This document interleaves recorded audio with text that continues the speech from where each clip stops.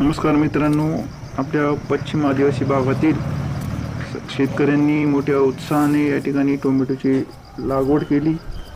लाखो रुपयाचं भांडवल गुंतवणूक करून देखील या अवकाळी पावसाने सर्व शेतकऱ्यांचे मोठे नुकसान झाले आहे।